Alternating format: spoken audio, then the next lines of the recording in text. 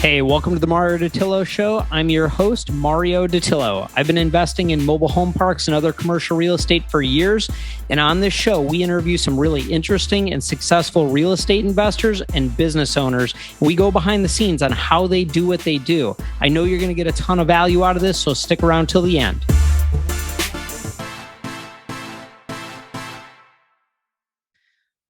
Hey guys, I'm super excited because today we've got a guest on our show that many of you already know. Dave Seymour, who was actually a TV personality on Flipping Boston on A&E, agreed to come on the show today, and we're going to talk about some awesome real estate discussions. We're going to talk about business. We're going to talk about life. So, hey, Dave, thank you so much for getting on here, and I know you got some good nuggets for these guys and for me, so I got my pen ready. Oh, I got to tell you, Mario, first of all, thank you for having me. And secondly, I got a bag full of nuggets. I got so many nuggets, right? Mistakes are the best nuggets. We'll even talk about those. So I'm not perfect, but hey, thanks for having me on the show. Let's rock and roll. Yeah, you're not kidding. Definitely the mistakes are where the money is made. You learn from that stuff the most. So, hey, Dave, let's talk a little bit. You're based in Boston. Yep. You were obviously on Flipping Boston, a very popular TV show that many of us have seen. And also you're investing in real estate. I mean, that's kind of your main business, right? Is real estate syndication and investing. And there was something that stood out to me. You're up in Boston. Most of your portfolio, most of what you're investing in is actually down by me in Florida. Yeah. So maybe give everybody some insight on kind of how you got into real estate investing and what you're actually doing within your company that allows you to be up in Boston when all your assets are, or most of them are in Florida. Yeah, great question. Look, man, the number one rule of real estate, right, is don't lose the money. Number two rule is check out rule number one. And this, look, we're both right, sophisticated, educated, successful commercial real estate investors, but the fundamentals of real estate don't change. Whether it's wholesaling a single family house contractually and making $5,000, which was my first deal, or whether it's, I'm in underwriting right now on a $24 million ground up construction deal in Cape Coral. But it's the same story all the way through. It's fundamentals. So, finding the money, deploying the capital, putting it in as, a risk adverse environment is the number one strategy for all of us. But, it did not start there. I'll make it a short story long, not a long story short. I'm an immigrant to the States. Shh, don't tell anyone. It's a secret. I'm actually from London. I immigrated in I hear an accent there. Yeah. Yeah, it's messed up, Mario. You've got the Boston mixed up with a little bit of London, and you put that in a pot and swill it around. I don't know what the hell you call it. I'm kind of like a mutt. But the question is, how do you pronounce car? That is the only thing that I care about. Can you park the car? Yeah, in Boston it's a car. Yeah. Back home in London it's a motor. So it's not even a car. It's your motor. You know what I mean? Driving a new motor. Hello, John got a new motor. But you got me on a roll already, man. That's right. Started. Look, I'm 18 years old. I'm dating a girl from Long Island, New York. I'm in London in school. She was on a teaching program. We fell in lust. I wasn't giving up the relationship. And at 20 years old, it seemed like a good idea to immigrate, get married.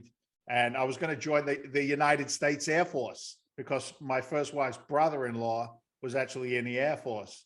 I never did join the Air Force. That's a story for another day. It involved copious amounts of alcohol, which is no longer part of my journey, I'm very pleased to say. But, I bounced around. Look, I always identify kind of myself, Mario, as a blue-collar guy in a white-collar world.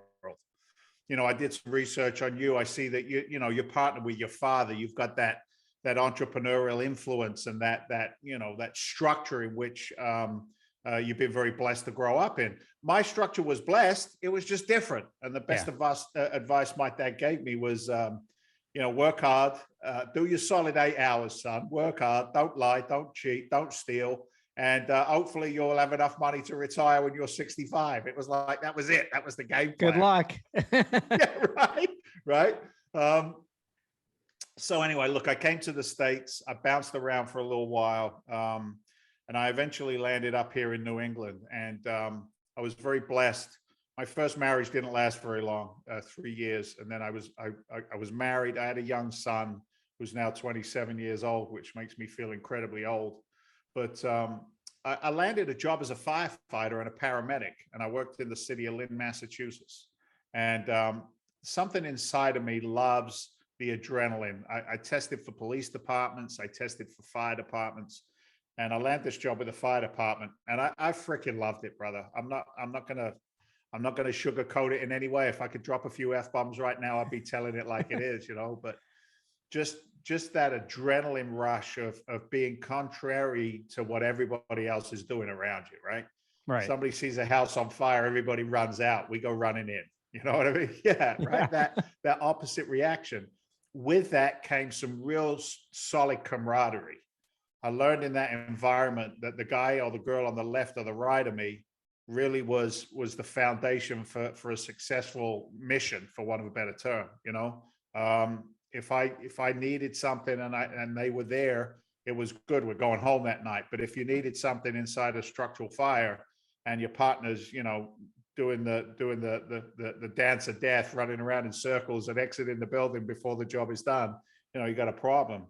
However, during that period of time, because I'm bringing in my, you know, my working class attitude around finances, I was a financial illiterate. I was a donkey. I found myself in some pretty serious financial challenges because these a-holes kept on giving me these little credit cards called Visa and MasterCard. For a free t-shirt or something, right? Free t-shirt, right? Sign on the line. You deserve it. You're a good guy. Why don't you refinance your house at 110% its value, Dave?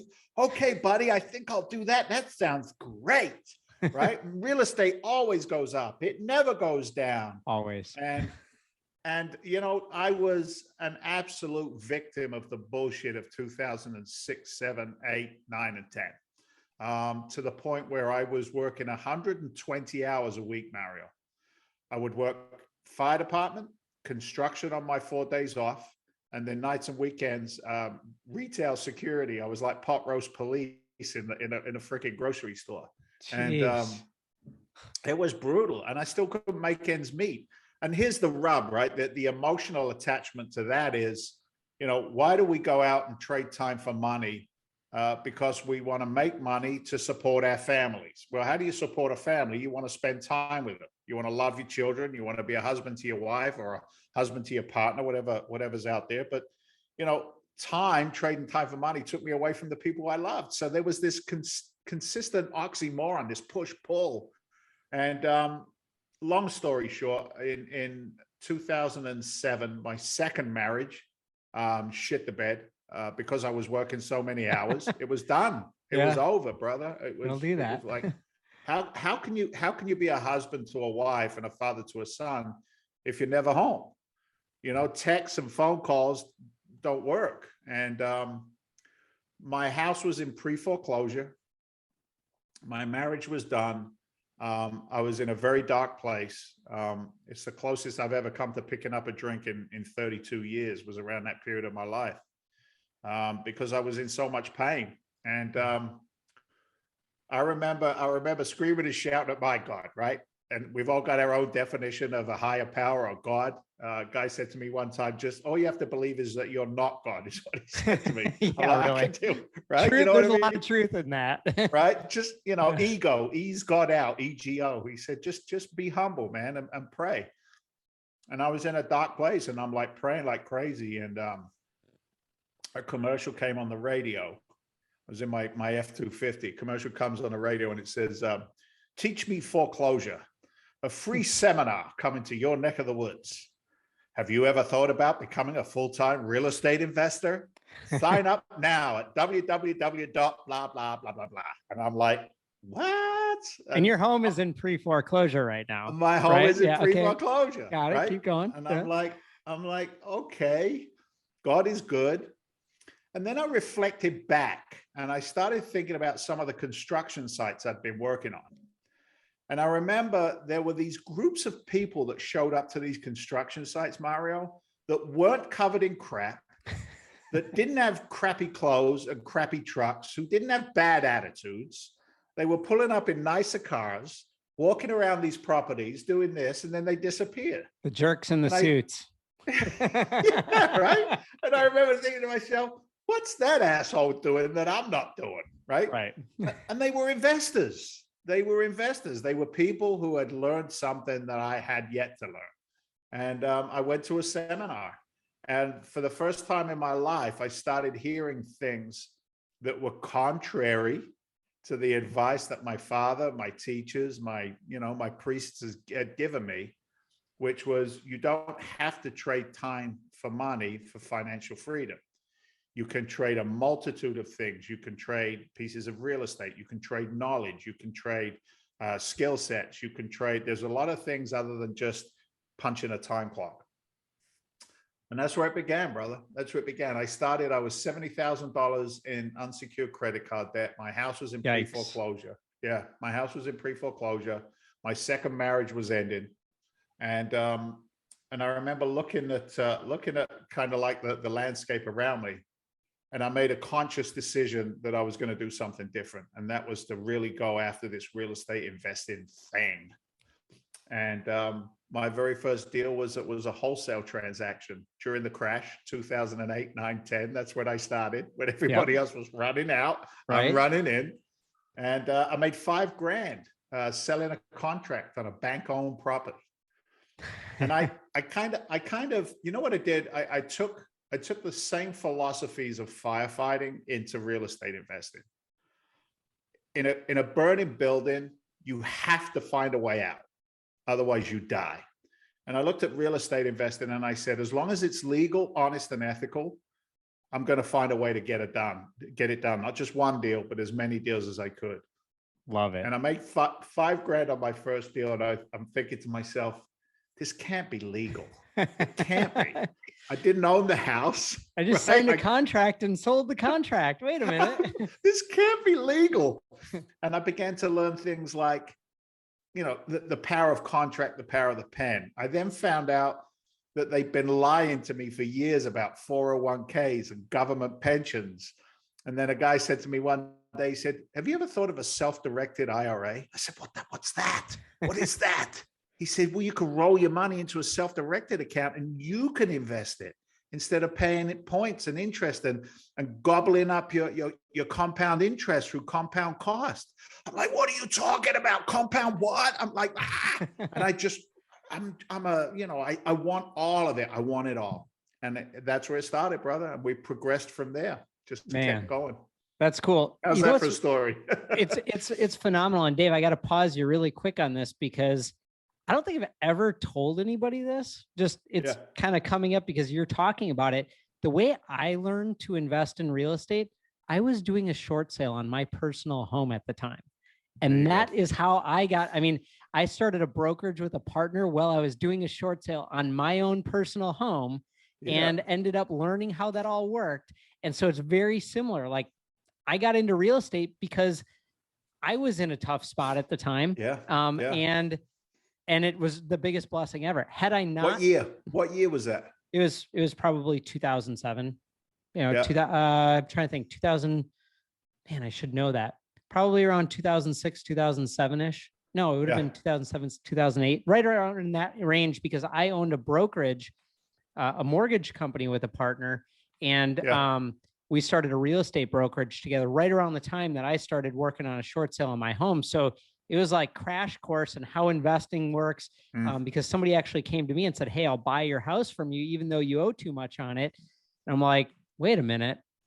There's a lot of people that I'm talking to that are starting to be upside down. And so it was the biggest blessing. I just didn't realize it. And sounds like it was very similar for you. It was, you're in a tough spot. It pushed you into an opportunity that you were wide-eyed and ready to go. And that took off from there. So very parallel. So good. Look, brother, it sounds cheesy.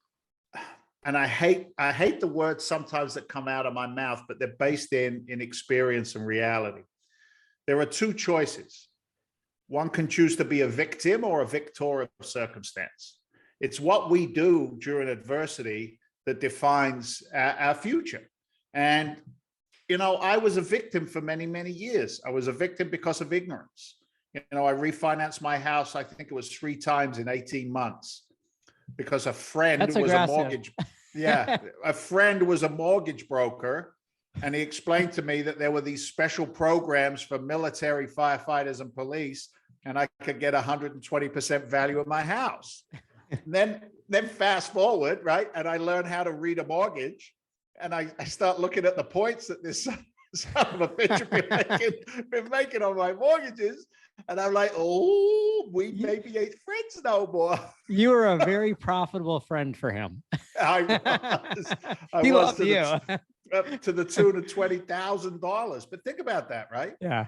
He made 20 grand on me. I wasn't his only client.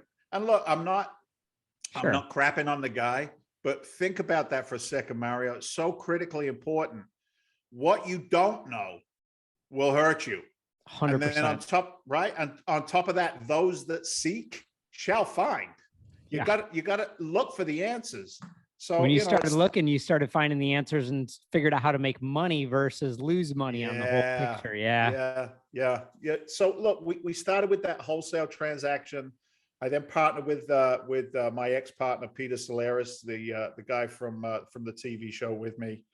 And we became recognized as, a distressed asset investor. And the Attorney General's office tapped us on the shoulder. And excuse me, that was my mic going bang, bang, bang. Most people, when the Attorney General calls, they hide. It was nice for us because she was calling. Her name was Martha Coakley. She had the abandoned housing initiative post-crash. There were so many bank-owned assets that were just pieces of garbage pulling down the valuations in the communities. And we became aligned with the AG's office. So now I'm working with the state of Massachusetts to take these crappy houses, turn them around, get them back into the market. That got us more recognition, more eyes are on us. You get a national TV show, and all of a sudden you're an expert just because you got a TV show. By the way, the two are not always synonymous with each other. Yeah, true. And look, and along the way, I learned the value of somebody else going to work, trading their time for money, and paying down my mortgage. And that's called multifamily. That's called cash flow in assets. So I've always been in the cash flow business while I've been flipping houses. I've been a hard money lender. I've been a private lender. And today, all of that knowledge it's been 15 years now, all of that knowledge through that 15-year cycle has put me in a position today where we run a private equity real estate investment company. We have about $320 million worth of real estate in various phases of development throughout Southwest Florida, from Tampa to St. Pete to Cape Coral, Fort Myers. It's funny. I'm going to actually interview you for a second because I'd like your take on this. As I moved into private equity and boutique commercial real estate investing, I found very quickly that it's not about the sticks and bricks anymore. My team takes care of that. I'm just in finance today. Yeah. And that's a whole new discussion altogether with the egos in finance. But oh, heck yeah. How do you find raising capital? Because for me, it's kind of interesting. I've got the background on the TV that brings some credibility and stuff. Yeah. But it's a challenge to raise money in this market. It really is. Yeah. So the interesting thing is that what you said, if you want people to follow, or if you want people to bring you money, you almost don't need it. It's kind of like when you go to a bank, the bank will give you the money if you have the net worth, if you have the experience, if you have, the liquidity, all that stuff. They're like, oh, cool, you don't need our money, so we'll give you money.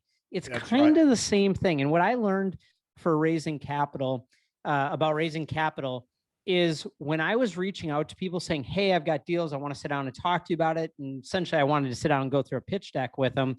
I got very little results from that. And I actually got a lot of pushback. People were like, let me think about it. The evil, I'll think about it. I need to look at my finances. I need to plan some things out. I'll get back to you. I got a lot of that. But what was interesting is that as I started to get some investors going and they started investing with me and there was success, then other people started to want to get into deals. And because I had some investors that had quite a bit of capital, I was actually turning people away.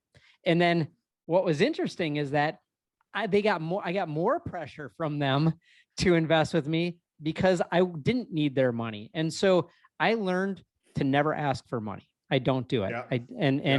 And now today, I don't need to raise capital, at least for the deals I'm working, because I've got a handful of very strong LPs that are very scalable. And I turned down investors as recent as last night on a live that I did. People are constantly doing it, but it's almost like getting into it.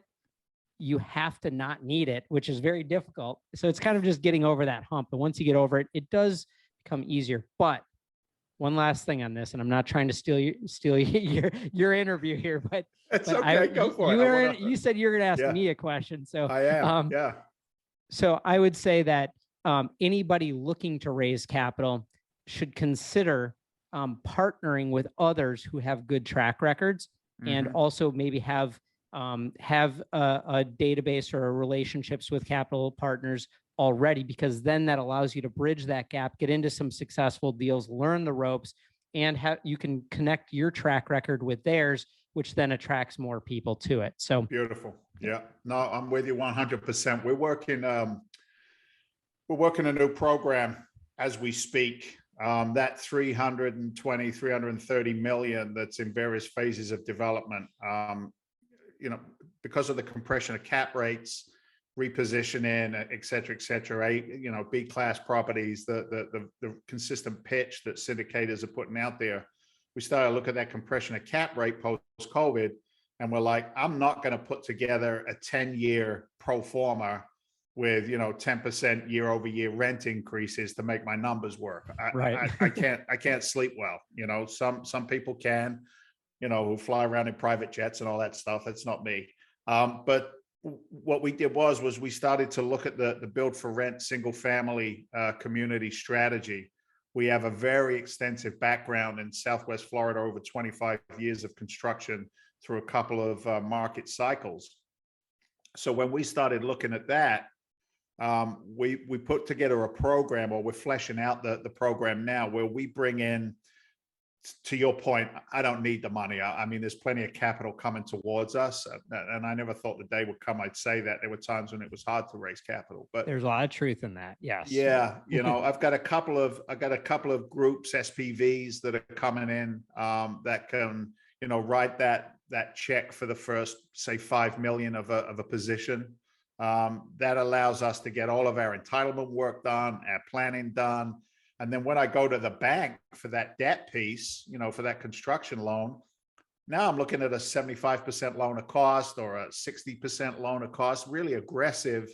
So the capital from the bank, we're finding, is, easier to obtain. The investors that come in early, they pro forma out at some pretty sexy equity multiples, right? Some really nice equity multiples. That allow for them to your point, now attach that track record with us. We did a presentation yesterday to a sophisticated, accredited investor with a nice database of friends. To your point, right? It's like he gave us $100 grand on one of our properties. He called me the next day. He said, my buddy wants to throw $100 grand in as well. I'm like, that position's gone, man. You took the last 100. And you know what he said to me, Mario? He says to me, I thought you were doing the takeaway close when you told me it was the last 100. I said, brother, there might be some folks out there that do that. I'm not that guy. If I tell you I'm holding a position for you, I'm holding it. If I tell you you got to make a decision by Monday, you got to make a decision by Monday. I'm not here to play games. Right. But yeah, I did a presentation to that particular guy yesterday, and he's got maybe a group of, we'll say 5 or 6, accredited investors. Wants to put that SPV together. We showed him how to do it. You can work with us on creating the PPM for your group and make sure that everybody's SEC compliant. No games, no BS. And it was funny, man. Within 2 hours, he's texted me, how did I do on the presentation? I'm like, I was presenting to you. He goes, but do you think the opportunity's there for me? I'm like, yeah, man, we'll bring you in. We'll bring you in. Yeah. So, it's a very interesting landscape right now. I was just talking to my partners, our executive suite this morning. We had a company meeting, and with the landscape as it is today, the focus is capital preservation. It really is, right? It If is. inflation is, if they tell us inflation is 7, 8, 9%, we know in reality it's probably 10%, right? Mm-hmm. So if we agree that we're in an inflationary landscape right now of around 7, 8, 9, 10%, capital needs to be working with some velocity to maintain its value, especially over this next 5 years. So, we started to adjust some of our presentation, some of our, our executive summary to focus more on preservation rather than growth. Right. And it's amazing how fast it's changed.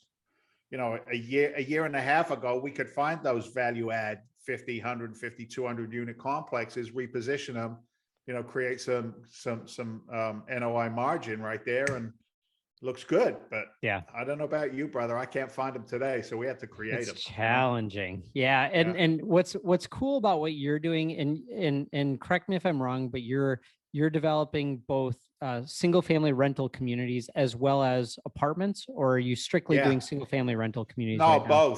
both. Okay. We're doing a 106 unit, 5 building apartment complex presently. Fingers crossed.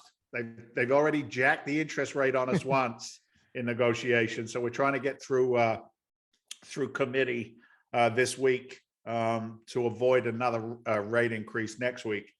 But well, let me point something out, and I don't mean to cut you off, but I want to point something out. You can build, which is awesome. I have a lot harder time doing that because I mostly invest in manufactured home communities, and to develop a manufactured home community, there's so many restrictions from zoning, and it's kind of like not my backyard. So it's very hard to do. And also the numbers don't quite make sense yet. So I love the fact that you said, hey, I can't buy things that are making sense right now, so let me go create them. I would love to be able to do that. and here's the thing. What did you just say less than 10 minutes ago? Find ways to partner with people who are doing what you want to do. So one, you can get yield, but two, learn what they're doing. Absolutely. It's the same process, man. It's exactly the same process. Yep. Look, as Florida's absorption rate is so out of whack, it's just ridiculous. The population continues to grow. The retirees continue to flood into the great state of Florida. DeSantis continues to be as friendly to business as he possibly can. We're in such a friendly business environment down there that we can, in good confidence, right, in good conscience and confidence, put out pro formas that can show anywhere between a 2x to a 6x multiple over a 5-year stabilization plan. Agreed. Think about that for a second. Where else can we look at a risk exposure with a potential upside than that? I don't play the stock market. I'm not a crypto kid. It's not my wheelhouse. I know sticks and bricks. So it's an exciting time to build yield. That's what we do. Yeah, it's pretty much Florida, Texas. I mean, there's very few. Tennessee's doing pretty well, but otherwise there's not too many. Yeah, some of the Carolinas. There's not too many places that you can expect serious population growth, job growth, and higher demand going into a potentially ugly economy down the road. You kind of want to be you want to be in the places where everybody's running to, and it's a real perfect storm for Florida right now. So I would agree with you 100% on that. Yeah, for sure. So I got to ask you something. Go ahead. And I'm not trying to go backwards, but you kind of skimmed over the TV show thing, right? So, and we don't have to spend a lot of time on it, but did somebody just call you one day and go, hey dude, do you want to be on TV? Or like, how did that happen? And you have people running up to you a lot, or was it like, how did that happen? And again, I don't want to take the whole discussion on that, but I think people would be interested, including me, in how that worked. Yeah. Well, it's my dynamic good looks. As soon as somebody saw how handsome I were. I knew it. No, I told you I went to a seminar, right? So I go to a seminar, I spend money that I didn't have so I could learn, or at least have some accountability in my life. And if you've ever been to a seminar and invested in yourself, you very quickly find out that there's thousands of seminars. There's gurus are coming out of the woodwork, right? And there was one particular guy, he was selling websites, and he was a firefighter out in California, and he sold real estate investing websites.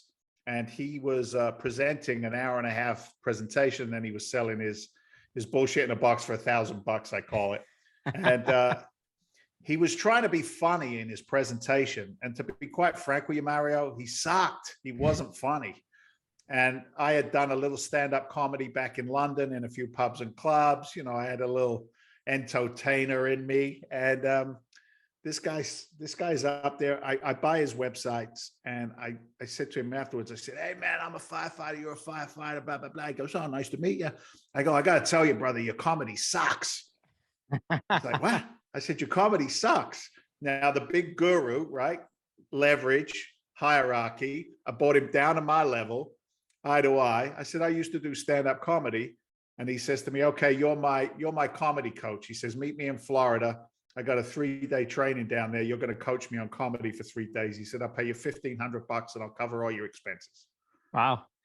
I'm like, this guy's For full of shit, right? That's what I'm thinking. Because for me, I would work an overtime in the firehouse and only take home $200. This guy's going to give me $1,500 in 3 days. So anyway, I got on the other side of the equation. I got into the education space. And I found very quickly that people resonated with me and would invest in the products and services I had. I was always representing other guys.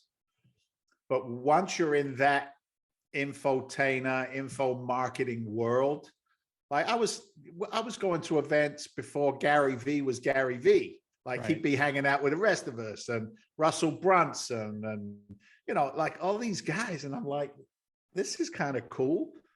Russell Brunson sent out an email blast list to his inner circle, and he said, "This company in New York's looking for house flippers." And he said, "Dave, you're a funny bastard." He said, "You should turn in an application." Bastard. And that's what I did. It was an online fill out an application. And what I did was I loaded it with profanity, loaded my application with profanity, because I'd learned from these marketers that you got to separate yourself from the pack. What was I going to do? "Yeah, my name's David. I do 5 flips a year. My team is Peter, Tony, Terry, and Timon." Boring shit. So name me your company. I put in there, "Go F Yourself LLC." Right? That was the name of my company. And then I just loaded it with shit. And right at the end of it, it said, "Is there anything else you want to add?" And I wrote in the commentary on this online application, "Don't call me, asshole. Get on a plane, train, or an automobile. Come from New York to Boston. I'll show you how it's done. When everybody else goes running out, we go running in. Don't effing call me." And I sent it. The phone rang within 15 minutes, 212 area code. And I'm like, "It's New York." So I pick up the phone, Mario, I go, "Hey, asshole, I thought I told you not to call me." Click, and I hung up the phone. And I'm going, "Please call back." That's taking it to the next level. I love that. He called back. The kid was laughing his ass off. He said, "You're either a lunatic or a genius." I said, "What's the difference? Let's start filming." That's how we got a show, man. That's how we got the show. That is crazy, man. It takes some balls to hang up on the person after when you know it's them calling you for an opportunity. That takes serious guts to do. That's impressive. What have I got to lose at that moment in time? I got nothing to lose. I got everything to win.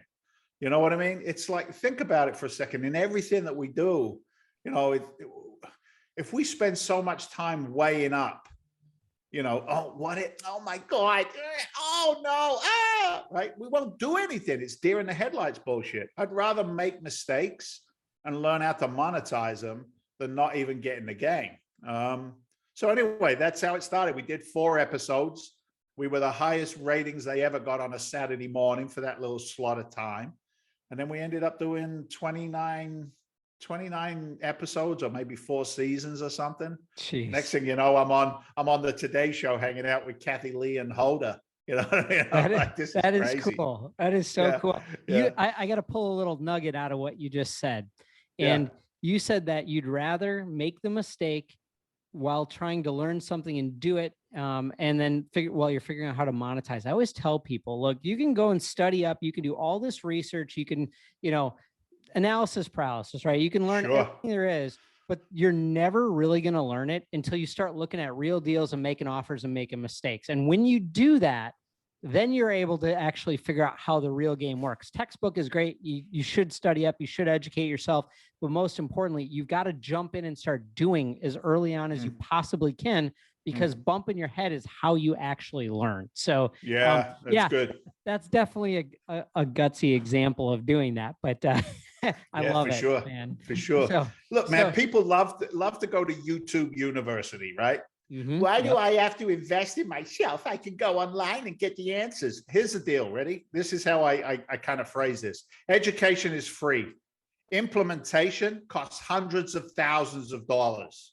Now, you either invest them with a guy like Mario or a guy like me or somebody who's, who's actually doing the business, not just talking about it, but doing it. You invest with them, so you buy their mistakes, or go out and make your own mistakes. That's right. There's no skin off my nose, but what's the common denominator? Mistakes. That's right. Right? It's just a choice. It's just and a choice. And one thing that's interesting too, Dave, is that you brought something up pre-interview that was interesting. You help entrepreneurs, you help investors. Basically, you help high-performing entrepreneurs earn returns and also avoid a lot of mistakes too. And that's done through your syndications, right? Because you've got somebody who's got capital, but they don't want to go learn how to develop these apartment buildings or these communities. They can leverage your experience and get those returns. Anyways, can you talk a little bit about that? Yeah, look, it's here's the one thing that I've done. I think I said this either before the interview or during this podcast. I bring a blue collar attitude to a white collar world, right? Just because you can razzle dazzle a spreadsheet, don't ask me to touch a spreadsheet. I can't even add up a column on a spreadsheet, Mario. I can't. And I have no intention of learning it, right? My partner's a freaking genius. He can do it with his eyes closed, right? He's almost a quant. He came from Fidelity, young guy, 27. But what is important is knowledge. Okay, an educated investor is a better investor, whether they want to be an active investor or a passive investor. You got to understand what the hell is going on. Otherwise, somebody can rip you off, or somebody can make you a lot of money, or both, right? So we insist that our investors at least understand what it is that we're doing, right? Understand what a cap rate is. If I ask the average Joe on the street, what's the capitalization rate in 01902? They'll go, oh, I don't know, right? So you got to understand the fundamentals of underwriting. Don't look at an IRR and get all excited because it's 40% when you don't understand what an IRR is, right? Am I making 40% of my money? No, stupid. That's not what you're doing. All right. How about we educate you? How about we walk you through what it means? It's the value of money working over time. Oh, okay. Cash on cash returns. Do you understand what a repositioning is? Do you understand that we live or die by the NOI? If you don't know what that phrase means, don't give me $1. I don't want your money. You're going to be crying and complaining. So we spend as much time as we can bringing investors up the gradient. As we do that, they'll either do one or two things. They'll realize I don't have the time to go out and market and analyze. I don't have Freedom Venture Investments, our company's 60 years combined experience. I'm not going to get that. I'm going to be dead before that happens. Or they're tenacious and they're an entrepreneur at their core and they can put a good team together, and then we'll help them. Do you want some help with your private placement memorandums? Do you want some help with your underwriting? What can we do to make you be more proficient in the marketplace? I told you I don't drink, right? 32 years without a drink, a drug, a mood, a mind-altering substance. But I was only able to do that because I had something of value, which was sobriety, and I gave it away to somebody else. And I was there to help somebody else when their hand was out. Give them a hand up. Don't give them a hand out. Give them a hand up. And it's the same thing in business for me. If I've got a resource, if I've got a connection, if I've got something that's valuable that you need, let's talk. Let me see what I can do to make you or help you be more proficient in your journey. So that's kind of how we do it. Yeah. I didn't know it was possible to live in Boston and not drink. There's a few of us, one or two. Yeah, probably not many. it's funny because I haven't drank in 20 years this year. I quit drinking before I could legally drink, and I don't normally talk about that. And I think it without getting too into that whole, discussion or make it sound like I'm condemning people who drink, because I don't really care what people do, Right. but I don't either. it's really a personal decision that I've made, my wife made, but it's it really brings a lot of clarity and confidence when you're constantly sober and know exactly what you're doing, exactly where you've been, what you've done. And I think it also brings a lot of confidence from other people, because they know you're not going to make bad decisions and blame it on something else that you had no control over. So I respect that a lot. And I think it's cool that you talk about that, and you're making it okay that people know you don't have to drink to even be in business settings. I mean, for 20 years I haven't, and it's always been fine, and people don't care, And so I think of it. Look, man, I'm the designated driver. I get to party. I get to drive you home too. That's right. It's funny. I used to do a lot of business in Vegas. Once we had the TV show, we'd do a lot of speaking engagements in Vegas, and they used to call me the ghost, because all these idiots would go out with their Vegas head on, right? All the ladies dress up and look way too, I'm just going to say it, way too hookerish, right? Yeah. And all the guys wear tight shirts that they'd never wear in their own neighborhoods. And they walk around these casinos like they're in Disneyland for grownups, and they're drinking and gambling. And I'd look at it and I go, first of all, they all look like amateurs to me. Like, if you're drinking, drink. Don't mess around with it. You're from Boston, of course. That's right, right? I'm a London kid living in Boston now. I got the DNA and the genes, but I'd start to see the stupidity happen, and I'd just fade away gently into the background. Go up into the big old fancy suite in the Bellagio that we were in, and I'd watch Netflix, and I'd be all tucked up in bed by 9 o'clock at night. But I'd be fresh as a daisy the next morning while everybody else is feeling like crap. So they're struggling to get there the next day, and you're crisp, and that's and ultimately performance is important. Performance really matters, and for sure. I think for me, I think you can tell when people make, not even just drinking, but make bad decisions, and it affects their performance. And I've seen that happen to people where their lifestyle choices have really pushed them over the edge to where now their performance sucks, and it affects every area of their life. And so very cool. Look, listen, one second, because it's important. You just said a really important word, and it's performance, right? So I think it's always important to highlight how that word performance is everything. Sticks and bricks, construction, dirt, repositioning, tenants, et cetera, that's just a business. The business has to be executed by the performance of the people that are running that business, right? Right. And, it's that team adage. There's no I in team, right? The team is the critical piece that we focus on at Freedom Venture is, take a look at the principles of the company. Do you gel with their philosophies, their mission statements? Do they have the skill sets? And more importantly, can they work together? If I'm writing a check for $5 million, I want to make sure that Mario and his dad are doing really good, right? I want to know that family unit, that business unit is A-okay. And for us, I'll just share this, and then we'll move in any direction you want. But I shared I did 16 years as a firefighter and a paramedic, right? And that militaristic environment served me very well for business. And then I meet my partner, Walter Novicki, a couple of years older than me. He's ex-Special Forces.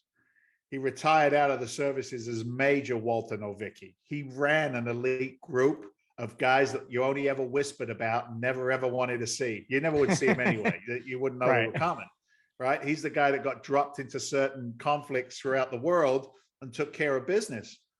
So performance, execution of a business plan, when everything turns to crap around you in real estate, because it will, right? Are you able to breathe and execute the plan? And Walter and I do that quite often. We look at each other and wink because we see people around us spinning out, we look at each other and go, this ain't an emergency. I know what a real emergency is. I know what it's like to be in a firefighter in a gun battle, right? Right. It's like, this ain't an emergency. Let's just execute the plan. So that word performance is very important. I think too, experience is something that you just can't make up, you can't skip over. And so as you build your business, as you grow your portfolio, as you've been through more and more business fires, you kind of you should be getting more and more of a cool about those things and recognize that, hey, this probably isn't going to take me down. So I just need to step back, think about it, and then reorganize and think outside the box. And I think being a firefighter, being, military, where you had to get into conflict situations, I think that would be just an extremely strong skill to have, that you'd be able to bring from those areas into business, which can get pretty dicey sometimes. No, absolutely. 100%. So what, for someone who's looking to get, I got two kind of angles to play on this. What, for the person who's looking to get into, maybe they're either investing in single family homes and they want to take it to the next level, they want to get into bigger deals, they want to do commercial real estate, or somebody who's just kind of coming from no real estate background and wanting to get into real estate, what's kind of some advice that you would give somebody that's, looking at the market, they're going, crap, what is, is this bad timing? What do I need to know? Like, what would you tell somebody? I know it's a very wide open question, but what's kind of the one thing that you'd tell somebody looking to either scale up or get into real estate investing in general right now? Yeah, great question, man. It's such a dynamic environment right now. There's a lot of opportunity, but there's also a lot of risk in the marketplace, right? And when I say risk, I mean lack of education, knowledge, understanding, competencies, right? So let's go with two plays. Let's say I'm a passive investor. I'm a doctor, a lawyer, a business owner. I've got some capital on hand. Maybe it's some of that free money that Biden sent us, and we want it to go to work before we have to potentially start paying it back. That passive investor, it's research, first of all. If you punch in syndication in Google, there'll be pages and pages and pages. Some are beautiful performers. Some are, they just got into business last week. A lot of them don't know what the hell they're doing. They're peddling shit. And, how do you determine that yourself? You ask a lot of questions. Do your due diligence. If you don't have the time to be a proficient active investor yourself, allocate a serious amount of time to get to know the business. Listen to this podcast and podcasts like it. Get on the phone and talk to the operators if you can. Work a referral process. If you're a doctor, lawyer, business owner, and you're successful, you probably only got to be successful because you're part of a network environment yourself. So talk to your peer group and ask them if they have any experience. A friend of mine just bought me a dentist last week who cut me a check for 125 grand after a quick 10-minute call, right? But the thing is the experience with my friend, went to the dentist said, oh, okay, knows him. He meets me, we talk, shoot the breeze, blah, blah, blah. The check comes in, it's all good. He's going to get a nice return portfolio. So ask questions, do your due diligence, listen to podcasts. Yeah, go ahead. So you didn't hang up on that guy? No, not that Don't guy. Call me. Show up at my house, brother. Yeah, I don't need your money, biatch. Click. Yeah. No, I didn't. Because he came. You know what? That's kind of interesting. You throw it out there like a gag, but the truth of the matter is that relationship, right? Relationships are the new currency. Totally. They really are. That's the new value currency in the market, especially since COVID. So ask questions, due diligence, podcast, research. Community, find like-minded, join a freaking Facebook group. I don't care. Get in there and start learning some stuff. Don't go to CBRE. Don't go to these BlackRock. They're not going to talk to you. You're not going to find what you need there. Get grassroots with it. Now, if you want to be the active investor, it's the same advice. Find somebody or a few people who are doing what you want to do. Then find out what you have as an individual is a value add to those people. Guess what? It ain't money most of the time. Your money is not that valuable anymore. It's probably only worth a nickel right now, if that, right? So your money isn't your value. What is your value? Is it your connections, your relationships, your skill sets? If you're one of those millennials listening to this and you're a whiz with computers and analysis and underwriting and spreadsheets and all that, maybe that's your value add that you can bring. Hey, let me do XYZ for you while I learn what you're doing. If you have a coaching program, if you have a mentorship, if you have, you know, a ground up fundamental 101 commercial real estate investing course, take the freaking course, drop the $3,500 to $5,000, join a mastermind if you can, right? Start to surround yourself with people who are doing what you want to do. And by the law of osmosis, you'll begin to get yourself up the gradient. I look at where I am today. I've probably invested north of, I don't know, maybe $300,000-$400,000 in myself over 15 years to be parts of masterminds and groups and things of that nature. I'm talking to a real cool guy right now, John Azar of 15 Peak Capital. He's out of the Carolinas. And John and I looked at the landscape and we were so sick and tired of like mediocre masterminds. You know, we're working together right now, a couple of war horses in the business to bring in, you know, 25 guys or girls, no more. Yeah. A mastermind. Like I want to level up my own game all the time. Otherwise it becomes redundant and I don't want to keep on doing the same thing over and over. So be aggressive, seek the education, know that education doesn't make you wealthy. Implementation is what does. Whether your implementation is investing in somebody else's deal or fund structure, or whether it's investing in somebody else's education, figure out how to bring value. If it's not money, what skill sets do you have? And, you know, plan it out, goal set it, and then execute on the plan. That's awesome. I always tell people when you're looking to either get into to investing or you're looking for partners, you should really be looking for people who have opposite skill sets as you. So if you're good at the analytics and somebody else is really good at communicating, meaning good at raising money or whatever, you want to find people with opposite skill sets and partner up with them. And that's exactly what you just said. If you want to get active, go find somebody else who's already got experience and is doing it, but needs what you have, meaning opposite complementary skill sets, team up with them. And now you're adding value to the deal and you're not stepping on each other's toes and trying to like, you know, do the same thing. It won't make a successful partnership that way. So I think what you said right there is 100% true. Now let's change that up just a little bit. Okay. Yeah. I've got a lot of really, for lack of a better term, successful investors and entrepreneurs that listen to this.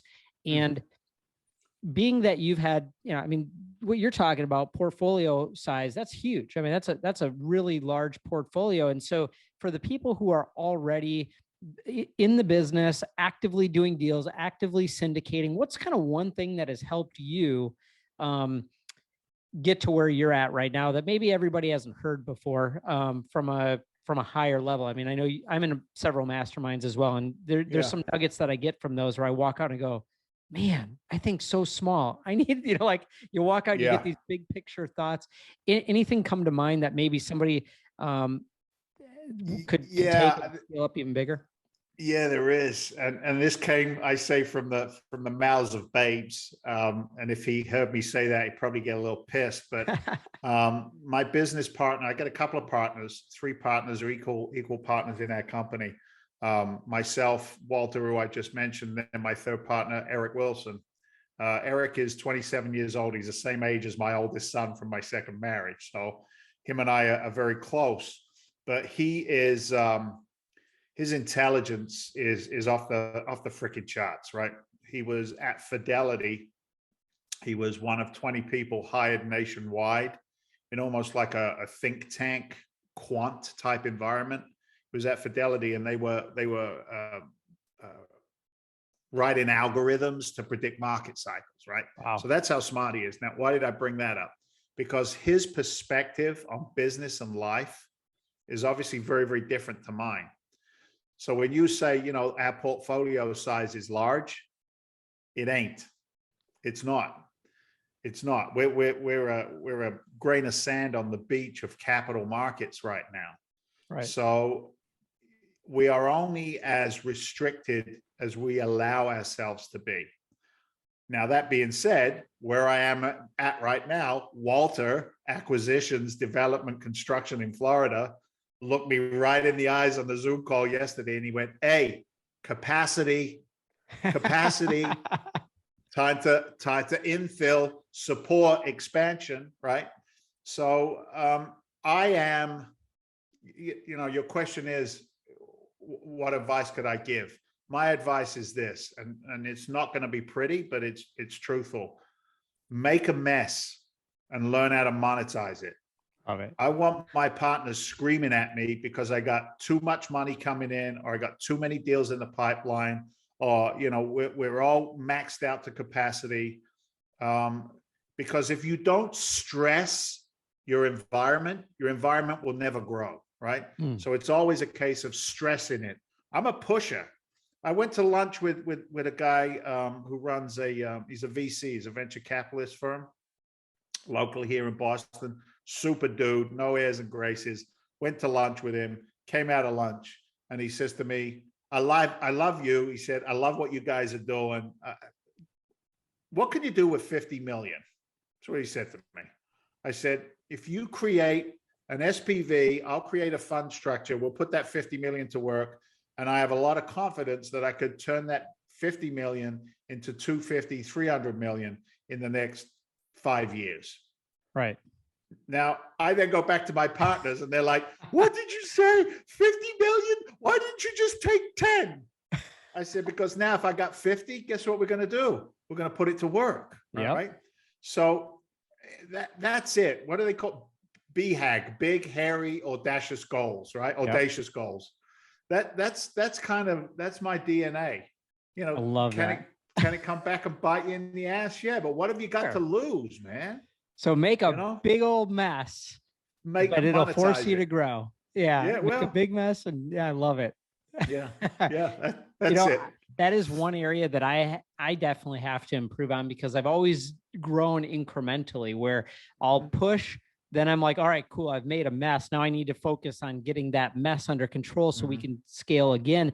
And the problem with that is you kind of do this. You plateau, you go up, you plateau, you go up, and it takes a lot longer to do that. And so I have seen other people who pretty much they've just made a huge mess. Like they've bought so much.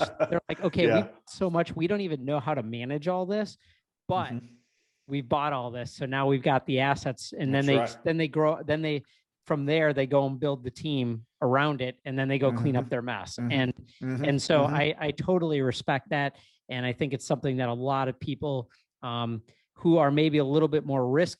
I don't want to say, because I know I can tell you're very risk adverse, but for people who are risk adverse to the point where they don't want to create so much of a mess that they're afraid that it's going to take them down, they need to at least push the envelope a little bit to where they get out of their comfort zone, I think is the best way to put that. And I love how you explain that. Yeah, you got to get out of your comfort zone. You got to push it to the point where everybody's looking at you like, are you crazy? How are we going to deploy that capital? We got money right now we got to put out. And you just committed to the next. Think about this for a second, right? You kind of like open that door to risk aversion.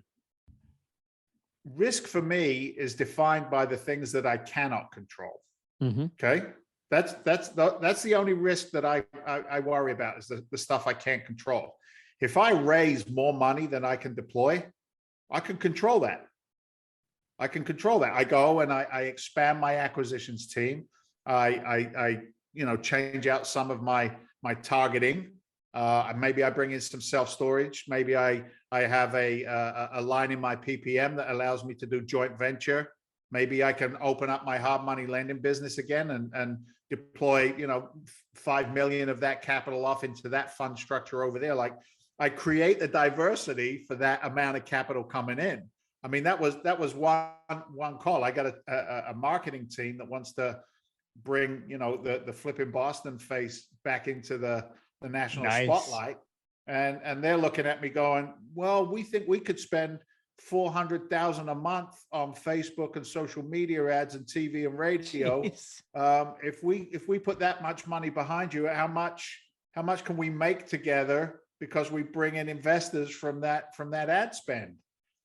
I then go back to my guys and I go, well, there's the VC money over there for 50 mil, but this might be about 250 mil. There might be a $500 million coming in over here, and we got to put that money to work at a pro forma rate of return, right? How you doing? Love it. Love it. And they're going, all right, man, we got to figure this out. But you know, they're asking, did they pick up a drink? No, yeah, they really. pick up a drink. And for the listeners out there, guys, pay attention to the numbers that we're talking, the level that we're talking at right now. I mean, you need to get around people who are growing and scaling businesses and don't have limits on their mind. And I think, Dave, one thing that I really like about you is you're definitely a huge thinker. Also, you're funny as hell, man. There's not too many business guys that you could sit there and with a big old grin dry, doesn't it? Because they're funny. Right? So I believe the whole stand-up comedy thing, and it's and I think people respect genuine personalities and people who are themselves. And when people, like, I can tell that your personality is you, because you just don't care. No, I don't give a shit. You're right. And I can respect that. And I think other people can too. And and I think that's something that we as business people, investors should take a look at and maybe ask ourselves, are we being ourselves, or are we being more of this, in the box mold of what we think entrepreneurs should be, what business owners should be? I mean, how many people are, and I am guilty of that too. Like, I think there's ways that I could become more and more myself and more relaxed in business settings.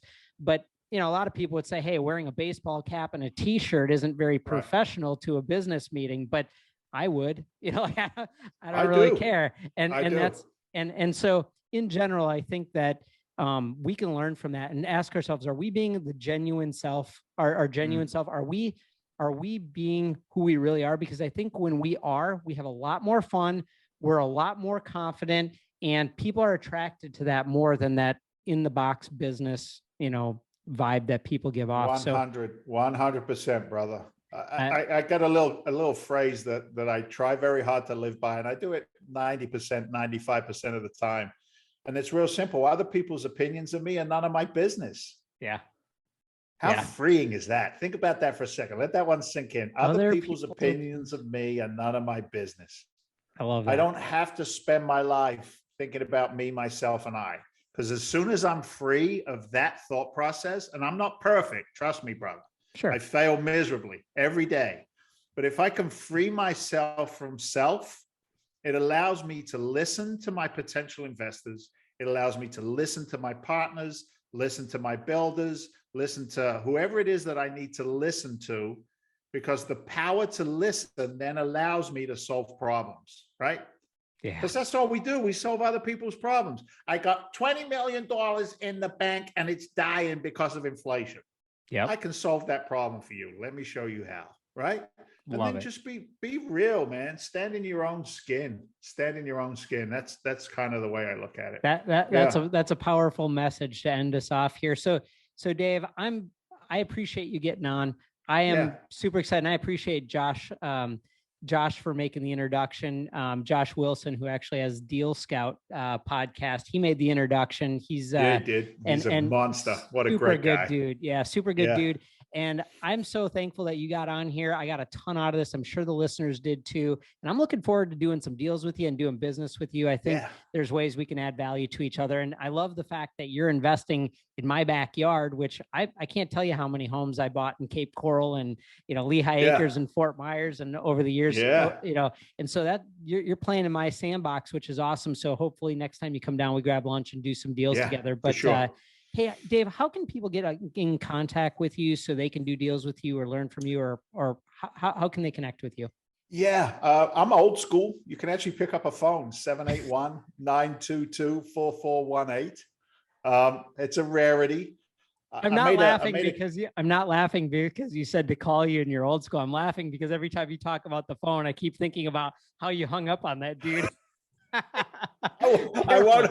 Careful. He will tell you to show up at his house after the first call, or he'll start hanging up on you too. That's right. Yeah. Sorry, go ahead. Hit that number one more time, Dave. 781-922-4418. Freedomventure.com. Freedomventure.com. That's our front door. There's education there. There's some deal flow there. I think there's a white paper that you can download there that will talk about passive investing, diversity in a portfolio. It's a high level white paper. It was written by our financial team. So I hope your eyes don't bleed when you read it, but it's got great information in there. Look, man, if those that seek shall find, you know my name, you know where I am, you know the name of my company. And let's see how we can bring you value. That's really what it's all about. So I'm out there, brother. You can find me. That's awesome. Hey, thanks again, Dave, for being on. We'll catch you guys on the next episode. Thanks for listening. I hope you got out of this as much as I did. I'd really appreciate it if you could leave a 5-star review so we can reach more people. Jump over to mariodattilo.net and find out what else I got going on. Be sure to connect with me on all the socials, and I'll see you on next week's show.